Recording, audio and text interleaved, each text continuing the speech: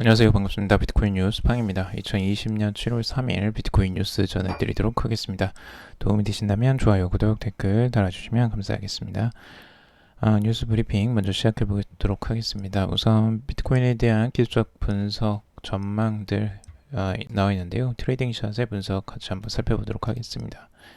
그리고 다음 소식은 비트코인이 9,200달러 회복은 이 데드캣 바운스다라는 내용과, 그리고 미국의 유명한 코미디언이 비트코인을 매수 중이다라는 소식도 있습니다.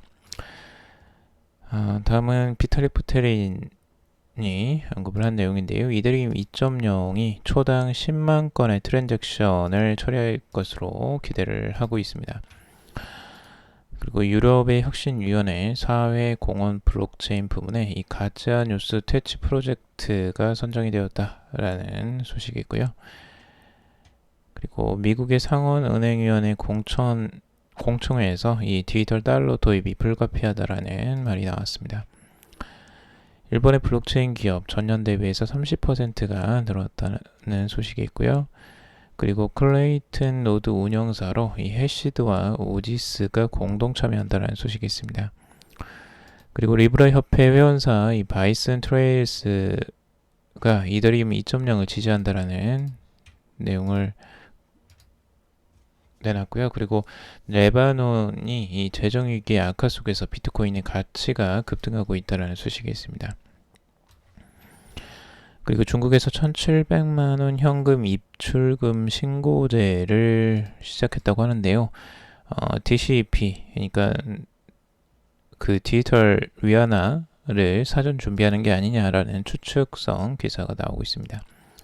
자, 그러면 기술적 분석 먼저 보도록 하겠습니다. 우선 비트코인의 가격 흐름 같이 한번 살펴보면요. 지금 비트코인의 가격은 계속 이제 그 횡보를 지금 보여주고 있는데, 우선은 가격세가 지금 2014년도 그리고 2015, 2016년도에 지금 보여주었던 그 가격 패턴하고 지금 현재 가격 패턴하고 비교를 하고 있습니다. 자, 과거의 지금 패턴을 보게 되면 우선 이 수렴하는 형태, 이 삼각으로 수렴하는 형태를 지금 보여주고 있는데, 이 형태는 과거에도 몇 번 언급이 되기도 했었습니다. 실제적으로 이 상단에 있는 트렌드 라인을 이렇게 그어놓고 지금 가격이 모아지는 형태를 보여주고 있고, 그리고 최종적으로는 삼각으로 조금 더 깊게 수렴하는 모습을 보여주고 있는데, 이 가격대가 이제 비슷한 가격대에 지금 위치해 있다라고 보고 있어요. 그래서 최고점, 이 사이클의 최고점과 그리고 사이클의 최저점을 1과 0으로 놔두고 피보나치 되돌림으로 봤을 때 과거에는 0.618과 0.382 구간을 왔다 갔다 이렇게 횡보를 했었던 이 구간이 있었죠. 그리고 지금도 현재 그 구간 안에 있다라고 지금 보고 있어요. 그래서 0.618 구간과 0.382 구간 안쪽에 지금 위치해 있다라고 보고 있고요. 그리고 여기에서 조금 이제 다르게 하나 보는 부분은 이겁니다. 지금 100주 이동평균선과 200주 이동평균선의 그 교차, 이게 이제 겹쳐지는 부분들이 이렇게 나타나면서 이 급등하는 양상들이 이렇게 과거에 패턴이 나왔었는데 2016년도에요. 지금 현재에도 이 이동평균선, 지금 100주 이동평균선과 200주 이동평균선이 지금 이 겹쳐지는 부분, 그러니까 이렇게 모아지는 형태를 지금 기대할 수 있겠다라고 보고 있어요. 그래서 이때에도 이 교차까지는 아니었고 이렇게 붙는 형태들이 나왔을 때 그때부터 이제 분란이 나왔는데, 이때에도 이제 그런 현상이 나타나지 않겠느냐, 트레이딩 샷은 이제 전망을 그렇게 하고 있어요. 그래서 그 시기가 이제 도래할 수 있을지는 한번 지켜봐야 될 것 같고요. 그리고 이 기간으로 이렇게 지금 피보나치를 봤을 때에도 지금 현재 구간이 이 정도에서 이제 이 가격이 수렴했었는데 지금 이 정도의 구간을 아직은 지나지는 않았다라고 보고 있어요. 이때와 비교해서. 그래서 이때가 이제 지나고 나서야 이 본격적인 분란이 오지 않겠느냐 보고 있는데, 그러면 2020년이 이제 말이 지나고 2021년도에나 그걸 이제 상승장을 예상할 수 있는 게 되겠죠. 만약에 이 전제를 깔고 가자면 이제 그런 전망들을 내놓고 있습니다. 근데 이 패턴은 항상 이 과거의 패턴하고 이렇게 이제 비교를 하는데요. 이 패턴하고 같이 똑같이 갈지는 전혀 알 수 없습니다. 그래서 이런 부분은 그냥 참고적으로만 한번 보신다라고 보면 좋을 것 같습니다. 자, 그리고 비트코인 9,200달러 회복은 데드캣 바운스다라는 언급이 있었고, 지금 미국의 코미디언이 비트코인을 매수 중이다라는 기사도 있습니다. 우선 이 비트코인이 9,200달러 돌파 움직임은 이 데드캣 바운스, 그러니까 주가가 급락 후에 임시로 잠깐 반등하는 상황일 수 있고, 현 단계에서 추가 상승 모멘텀도 제한적으로 보인다라고 이 금융 미디어인 FX 스트리트에서 지금 전망을 하고 있습니다. 해당 미디어는 지금 비트코인 페어는 이 9,300에서 9,500달러 사이에 많은 저항을 극복해야 확실한 강세로 전환될 수 있다라고 보고 있고요. 하락세로 돌아서면 9,135달러와 이 9,006.8달러가 지지선 역할을 할 것으로 보인다라고 분석을 하고 있습니다. 그리고 지금 이 암호화폐 자산 운용사인 모건크레이크 디지털 에셋의 공동 창업자 겸 최고 경영자 앤서니 팜플리아노는 최근 한 프로그램에서 기존 제도권 금융 시스템의 주요 문제점을 논의한 후에 이 미 유명 코미디언 빌 버가 나도 BTC를 매수 중이다 라고 응답을 했다고 말을 했습니다. 최근 빌버는 자신의 팟캐스트에서 BTC를 사들이고 있다라고 말을 했으며, 이에 앤서니 팜플리아노는 트위터에서 7월 1일 빌버가 18개월간 이어질 역사적 강세장의 스타트를 끊었다라고 말을 했다고 합니다. 그래서 뭐 이렇게 이제 공개적으로 비트코인을 매수하고 있다라고 언급하는 이런 유명인들이 나온다는 건 그만큼 비트코인에 대한 관심도가 차츰 이제 확산이 되고 있다라는 것들을 또 알 수가 있죠. 자, 그리고 비탈릭 부테린 이더리움 2.0에 대한 언급인데요. 지금 이더리움 2.0이 이제 곧 출시가 될 건데, 이때 이제 초당 트랜잭션이 증가할 것으로 지금 예상을 하고 있습니다. 우선 트랜잭션을 10만 건의 초당 10만 건의 트랜잭션을 지금 촉진할 것으로 예상을 하고 있는데요. 근데 이게 이제 바로 진행이 되지는 않을 것 같고, 아무래도 중간 단계를 좀 거칠 것으로 지금 보여지고 있습니다. 우선 이더리움 2.0으로 전환할 때 첫 번째는 2000에서 3000 TPS 사이에서 이제 거래가 이루어지다가 다시 한번 업그레이드가 일어나면서 이제 10만 TPS로 지금 업그레이드가 일어날 것이다 라고 전망을 하고 있습니다. 아무래도 그러니까 10만 TPS까지는 시간이 좀 걸리겠죠. 이더리움 2.0이 본격적으로 가동이 되는 데까지는요. 자, 그리고 지금 이제 다른 것들과 좀 비교를 해보면 지금 비트코인의 거래 속도는 지금 7TPS 정도밖에 안 되고요. 그리고 비자와 같은 이 신용카드가 평균 24,000 TPS를 처리합니다. 굉장히 빠른 거죠. 지금 웬만한 암호화폐보다 훨씬 더 빠른 속도입니다. 실제로 우리가 카드 결제할 때 그 결제 속도가 굉장히 빠른 이유이기도 하고요. 그리고 이더리움 2.0이 이제 목표하는 게 10만 TPS이기 때문에 지금 거의 4배 가까이 됩니다. 비자의 신용카드의 속도의 거의 4배 정도, 4배 이상의 속도를 지금 목표로 하고 있는 거고요. 만약 이게 현실화가 된다면 정말 획기적으로 정말 빨라질 것으로 보여집니다. 그리고 이더리움의 지금의 문제를 완전히 해결할 수 있는 그런 목표치이기도 하죠.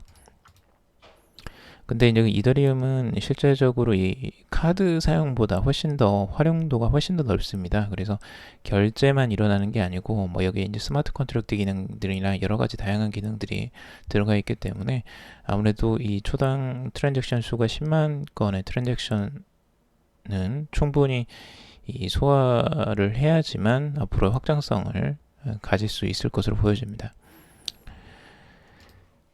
자, 그리고 유럽 혁신위원회 이 사회공헌 블록체인 부분에 이 가짜뉴스 퇴치 프로젝트가 선정이 되었다라는 소식입니다. 유럽 혁신위원회 네덜란드 혁신위원회는 이 네덜란드의 가짜뉴스 퇴치 블록체인 프로젝트 워드프루프의 사회공헌 블록체인 부문 최고상을 수여했다라고 하는데요. 기업은 EIU가 선정한 사회공헌 블록체인 프로젝트 6개 기업 중 최고상을 수상하면서 이 100만 달러, 이 12억 원의 상금을 받게 되었다고 합니다. 워드프루프는 표절과 가짜뉴스를 방지하는 블록체인 응용 기술 개발에 전념하는 이 네덜란드 컨텐츠 검증 기업인데요. 최근 워드프루프는 온라인 데이터 보호 기술로도 높은 평가를 받아서 노르트 홀란드 이노베이션 펀드에서 27만 5천 유로의 지원금을 수령하기도 했다고 합니다. 이렇게 이제 블록체인이 앞으로는 이제 가짜 뉴스를 퇴치하는 데에도 영향을 미칠 것으로 지금 보여지고 있습니다. 앞으로도 인터넷 상에서 이 가짜 뉴스 문제가 지금도 굉장히 많이 불거지고 있는데 이 문제를 해결하는 데 좋은 해결책으로서의 역할을 좀 해주길 기대를 합니다. 자, 그리고 미국의 상원은행위원회 공천회에서 이 디지털 달러 도입이 불가피하다라는 소식이 있습니다. 지금 미국 상원위원회 공천회에서 크리스토퍼 지안카를로 전 CFTC 위원장은 디지털 화폐의 미래가 불가피하며 미국이 이러한 변화에 앞장서야 한다라고 주장을 했습니다. 미국 상원은행 주택도시위원회는 이 중앙은행 디지털 화폐 관련 전문가와 이해 당사자의 의견을 듣기 위해서 화폐와 결제의 디지털화라는 제목의 온라인 공천회를 진행을 했는데요. 이번 공천회에서 상원의원들은 디지털 화폐가 기존 은행 시스템을 어떻게 대체할 수 있는지, 이러한 변화 가운데 의회가 해야 할 역할은 무엇인지에 관심을 보였습니다. 이 공청회 증인으로는 전 상품선물거래위원회 위원장을 지낸 크리스토퍼 지안카를로와 찰스 카스카릴라 팍소스 공동 설립자, 그리고 나퀴타 쿠티노 이 듀크대 법대 교수가 참석을 했었습니다. 증인들은 디지털 달러의 등장과 기존 은행 시스템에 미칠 파급력은 불가피하다라고 목소리를 높였습니다. 디지털 달러 재단을 이끌고 있는 지안카를로 전 CFTC 위원장은 디지털 화폐와 프라이버시의 미래를 위해서 미국이 해당 분야를 선도해야 한다라면서 의회가 금융 포괄성 및 회복력 그리고 CBDC 개발에 중점을 두고 정책적 결정을 내려야 한다라고 강조를 했습니다. 그래서 이 디지털 달러에 대해서 적극적으로 지금 언급을 하고 있는데요. 아직까지는 이 조금 당국에서는 이 디지털 달러에 대해서는 아직 적극적인 모습을 보여주지 않고 있기 때문에 이런 이제 그 위원회에서 이런 공청회를 열고 그 분위기를 좀 만들어가는 것 같습니다. 자, 그리고 일본의 블록체인 기업이 이 전년 대비 30% 늘었다라는 소식인데요. 일본의 블록체인과 암호화폐 기업 수가 전년 대비해서 30%가 증가를 했습니다. 암호화폐 블록체인 기업 수가 지난해 7월 대비해서 이 30.7%가 증가한 건데, 작년 7월에 329개의 이제 기업이 있었다고 하네요.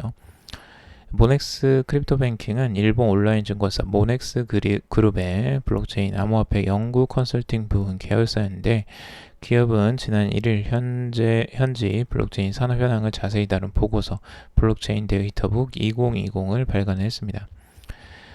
지난 5월 기준 일본에는 430개 블록체인 암호화폐 기업이 활동 중인 것으로 확인이 되는데, 이 중 64%가 주력 사업으로 36%는 비주력 사업으로 해당 사업에 참여를 하고 있다고 합니다. 블록체인 암호화폐 부문에 참여 중인 대기업은 총 193곳으로 해당 사업을 주력으로 하는 곳은 105개 기업으로 나타났다고 합니다. 관련 사업을 추진 중인 공기업은 총 31곳으로 파악이 되고 있다고 합니다. 일본 내 블록체인 암호화폐 관련 상품은 총 529개로 확인이 됐고 더 이상 지원하지 않는 상품과 앱을 제외하면 실질적으로 422개 관련 상품이 일본 시장에 제공이 되고 있다라고 하고 있습니다. 그만큼 일본에서도 이제 블록체인과 암호화폐 관련 기업들이 계속 숫자적으로도 이제 증가를 하고 있는 모습을 보여주고 있죠. 자, 그리고 클레이튼 노드 운영사로 해시드, 오지스가 공동 참여했다라는 소식입니다. 이 카카오 블록체인 계열사인 그라운드X가 자체 개발한 블록체인 플랫폼 클레이튼을 운영하는 클레이튼 거버넌스 카운슬의 이 블록체인 엑셀레이터 해시드와 블록체인 기술 기업 오지스가 공동 참여한다라고 이를 밝혔습니다. 이번 해시드 오지스의 거버넌스 카운슬 합류는 이미 클레이튼 생태계 활성화에 활발히 기여하고 있는 파트너사들이 플랫폼 노드 운영에도 참여하는 첫 사례인데요. 또 두 개의 기업이 컨소시엄 형태로 참여하는 첫 사례이기도 합니다. 우선 해시드는 이 거버넌스 제안과 참여 및 투표를 주도하고 또 클레이튼 생태계에 대한 투자 및 엑셀레이팅과 함께 사업적 및 기술적으로 협력할 수 있는 글로벌 기업들과의 전략적 제휴와 마케팅 역시 추진할 예정이라고 합니다. 오지스는 이 클레이튼 플랫폼의 안정적인 운영을 위한 클레이튼 노드 운영과 클레이튼 생태계 활성화에 집중을 한다고 하는데요. 특히 이달 공개될 스테이킹 서비스인 클레이스테이션을 자체 운영해서 다양한 디파이 서비스를 제공할 예정이라고 합니다. 이번 합류로 이제 클레이튼 거버넌스 카운슬 멤버는 총 29개 기업으로 늘어났다고 합니다. 현재 클레이튼 거버넌스 카운슬에는 이 LG전자 그리고 SK네트워크스, GS홈쇼핑, 셀트리온 등 국내 주요 기업과 바이낸스, 필리핀 유니온뱅크 등 글로벌 기업이 운영사로 참여를 하고 있다라고 하고 있습니다. 김소준 해시드 대표는 해시드가 보유한 블록체인 전문 지식과 네트워크 역량을 기반으로 오지스와의 협력을 통해 클레이튼 생태계의 장기적인 성장에 적극 기여할 예정이라고 입장을 밝혔습니다.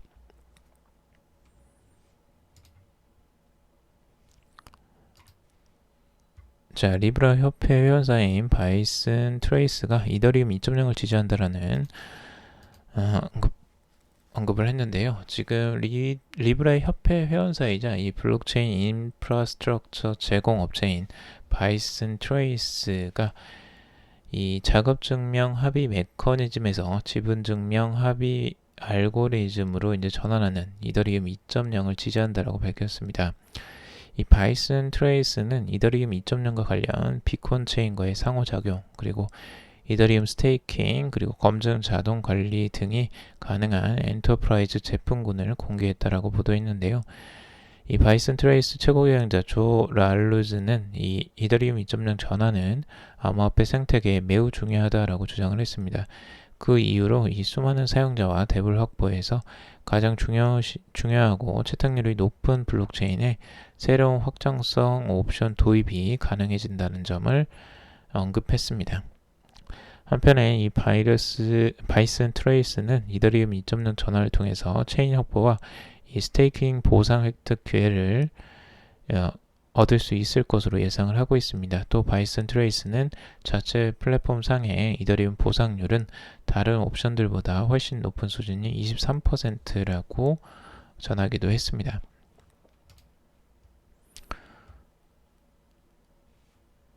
자, 그리고 레바논이 이 재정 위기 악화 속에서 비트코인 가치가 급등했다라는 소식인데요. 이 레바논의 재정 위기 악화가 지금 비트코인의 가치를 급등시키고 있다고 합니다. 지금 레바논 비트코인 경제학자 겸 이 더 비트코인 스탠다드의 저자인 사이프딘 엠모스가 불과 10일 만에 레바논 리라화 가치가 50% 이상 폭락했다라고 하면서 현재 레바논 1리라 가치는 1사토시로 사상 최저치라고 보도를 했습니다. 1BTC가 아니라 사토시 입니다. 엄청난 차이죠. 그래서 지금 실제 이 재정 위기 때문에 레바논 젊은 세대 사이에는 그 암호화폐에 대한 관심이 커졌다고 합니다. 일례로 2020년 5월에 실시된 트위터 비공식 설문조사에서도 응답자 57.5%가 이 법정 화폐 대신에 비트코인으로 임금을 받기를 원하는 것으로 드러났다라고 합니다. 자국 내 화폐 가치가 급격하게 떨어짐으로써 이런 현상이 일어나는 것 같은데요. 레바논에서는 과거에도 이 비트코인 가치가 급격히 상승하기도 했었습니다. 올해 1월 레바논에서 외환보유고 위기설이 불거져 비트코인이 글로벌 평균보다 30% 이상 높은 가격에 거래된 바가 있다고 합니다. 그 재정 위기가 있는 부분에서는 이렇게 비트코인이 그 가치를 또 더 크게 인정을 받기도 하고 있습니다. 실제적으로 현지 법정 화폐를 사용하는 게 무의미하고 실제적으로 가치가 계속 떨어지고 있기 때문에 그 대체제로 지금 비트코인이 그 관심을 받고 있는 거죠. 자, 그리고 지금 중국이 1,700만 원 현금 입출금 신고제를 실시한다고 합니다. 중국이 최소 이 10만 위안, 우리나라 돈으로 1,700만 원 이상 고액 현금 사용에 대해서 강도 높은 규제를 시행한다고 하는데요. 이 개인 및 법인 계좌에서 일정 금액 이상을 입출금하려면 고액 현금 관리 정보 시스템에 사전 신고를 해야 하고 현금의 출처와 용도를 밝혀야 한다고 합니다. 일부에선 이 중국이 디지털 화폐 발행을 앞두고 본격 준비에 돌입한 거 아니냐라는 관측을 내놨다고 하는데요. 이에 인민은행은 이번 조치와 DCEP는 아무런 관계가 없다라고 선을 그었다고 합니다. 지금 이제 중국에서는 이 10만 위안 이상 현금 거래는 사전 등록을 해야 된다라는 이런 그 제도가 지금 나오고 있습니다. 지금 개인 계좌는 입출금 금액이 각각 10만 위안, 그리고 뭐 20만 위안, 그리고 30만 위안을 초과할 경우에 고액 현금 관리 정보 시스템에 사전 신고를 해야 된다고 합니다. 법인 계좌는 50만 위안 초과 시 신고 의무를 진다고 하는데요. 신고할 때는 개인정보뿐만 아니라 현금의 출처와 용도를 밝혀야 한다고 합니다. 이 같은 조치는 허베이성은 7월 1일부터 저장성과 선전시는 10월 1일부터 2년간 시행이 된다고 하는데요. 이민은행은 지난 수년간 중국의 비현금 결제 서비스가 빠르게 발전하기는 했으나 이 통제가 어려운 고액 현금 거래량도 꾸준히 증가했다면서 특히 고액 현금 거래는 특정 시기와 분야와 인구 등에 집중되는 경향이 있어 엄격한 관리가 요구된다라고 설명을 하고 있습니다. 지금 그러니까 이 중국에서는 이 고액 현금을 사용하는 걸 엄격하게 지금 이 통제를 하려고 하는 것으로 지금 보여집니다. 근데 왜 이제 이걸 통제하느냐, 이 이유가 지금 이제 갑자기 궁금해지는 거죠. 그래서 이제 추측을 하는 게 아무래도 이 DCP 때문에 그런 게 아니냐라는 추측이 나오고 있습니다. 네, DCP라는 건 이제 중국의 디지털 위안화를 지금 발행을 올해 이제 준비를 하고 있다라는 소식이 있는데요. 인민은행이 추진 중인 이 디지털 화폐는 위안화를 디지털화한 형태로 이 거래 내역뿐만 아니라 송수신자에 대한 정보도 확인이 가능합니다. 연내 DCEP가 발행되고 이로부터 발생되는 정보와 고액 현금 관리 정보 시스템을 연동하면 자국 내 현금 흐름에 대해서 낱낱이 파악할 수 있게 된다고 합니다. 게다가 DCEP는 현재 수저우, 수중안, 그리고 청두, 선전 4개 도시에서 DCEP 시범 운영을 하고 있는데요. 이 중 선전과 슝안 두 곳은 신고제 시범 운영 도시와 겹치고 있습니다. 자, 그래서 이 부분에 대해서 이렇게 이제 추측이 나오고 있는 건데, 인민은행에서는 이런 거 전혀 관련이 없다라고 지금 말을 하고 있습니다. 하지만 이런 추측이 지금 나오는 이유는 결국에는 이 DCP를 위해서 지금 이런 규제를 시행하는 게 아니냐라고 지금 보고 있는 거죠. 그리고 현금을 이렇게 이제 사전 그 신고제로 이렇게 바꿔놓으면 실제적으로 DCP로, 그러니까 신고를 하지 않아도 사용할 수 있는 이 DCP 활용도가 이제 더 많아지겠죠.